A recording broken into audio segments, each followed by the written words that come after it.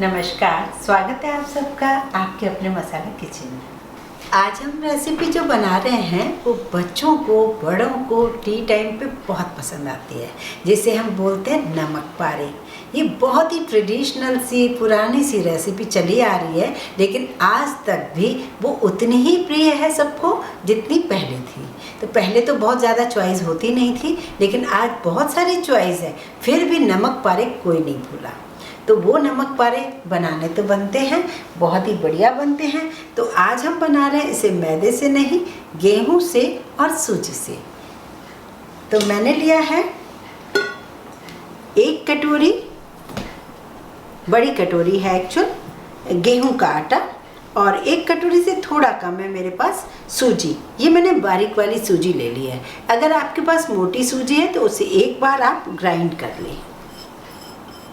सिर्फ गेहूं के आटे से भी बन सकती है और सिर्फ सूजी से भी बन सकती है, लेकिन अगर दोनों मिक्स करेंगे तो उसका टेस्ट और ज़्यादा निखर के आएगा। इन दोनों को हम मिक्स कर लेते हैं। इसमें स्वाद अनुसार नमक डाल रहे हैं, और नमक पारे में नमक की क्वांटिटी थोड़ी कम डाला करें।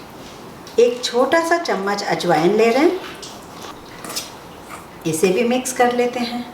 अब इसमें आप चाहें तो अंदर जो मोयन होता है, जो बिगनर्स होते हैं वो मुझसे पूछते हैं मोयन क्या होता है, जामन क्या होता है, तो मैं उन्हें बता देती हूँ जामन मीन पुराना दही, जिससे हम नया दही जमाने वाले हैं, और मोयन का मतलब घी, जिसको हम अंदर बाइंडिंग के लिए डालते हैं। तो अभी मैं जो अंदर डाल रही हूँ वो घी डाल रही हूँ। आप चाहें तो इसमें भी रिफाइंड ऑयल डाल सकते हैं।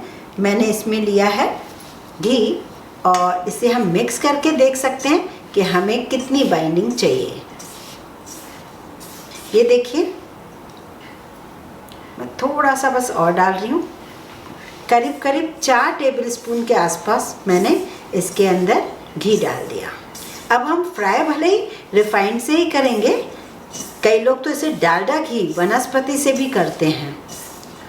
उनका ये कहना होता है कि हलवाई लोग जो है ना वनस्पति से ही फ्राई करते हैं, तो वो आपकी चॉइस है, आप किसी से भी कर सकते हैं। ये देखिए, अब ये परफेक्ट है। अब हम इसे गूंथने के लिए मैं आपको कटोरे से पानी ले लेती हूँ, तो आपको भी अंदाज़ा लग जाएगा कि कितना पानी लगा। मैंने 1 कटोरा भर के पानी ले रही हूँ और इसे मैं गूंथ रही हूँ।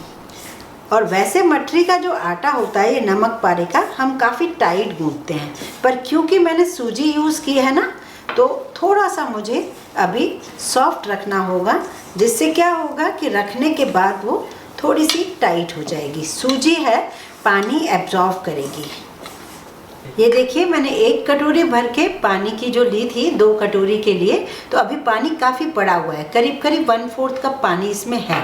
और मैंने आटा बहुत टाइट नहीं गूंदा है, थोड़ा सा सॉफ्ट गूंदा है, थोड़ा सा, क्योंकि अभी देखेंगे इसे रखेंगे कम से कम 20 से 25 मिनट इसे आप रखेंगे तो इसका रिजल्ट बहुत अच्छा होगा। फिर हमें ज़रूरत लगेगी तो हम पानी के छींटे इसमें मारेंगे।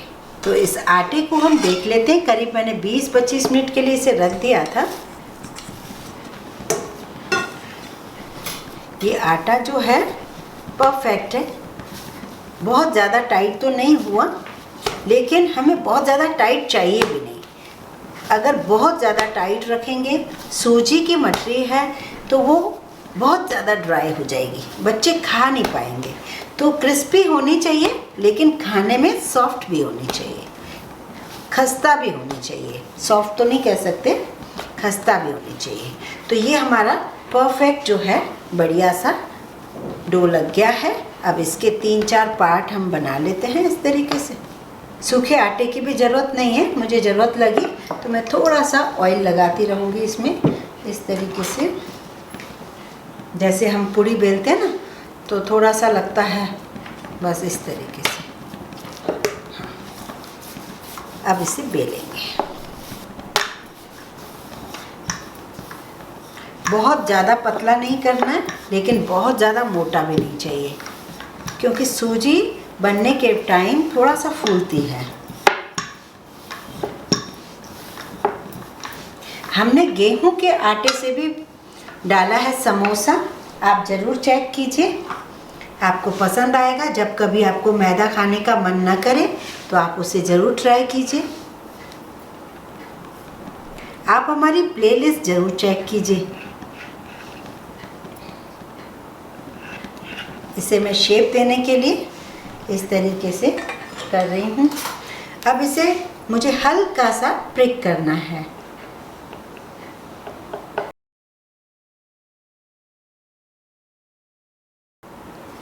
अब इसकी पतली पतली लाइंस काट लें। ऐसे नमक पारे बहुत अच्छे लगते हैं।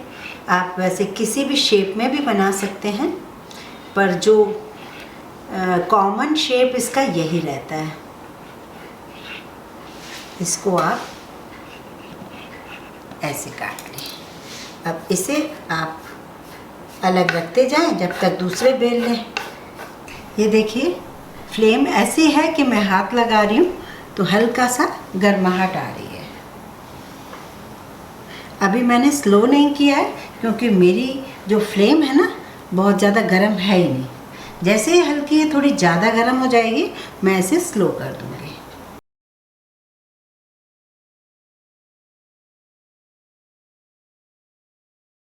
अब इसको थोड़ा सा चला लेते हैं। ये देखिए,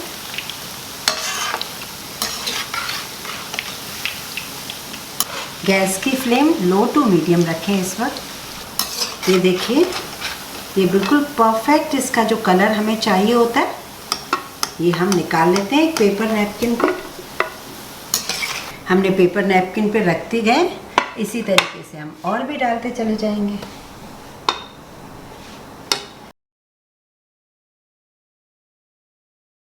ये देखिए, ये भी सिक्के तैयार हो गए हैं।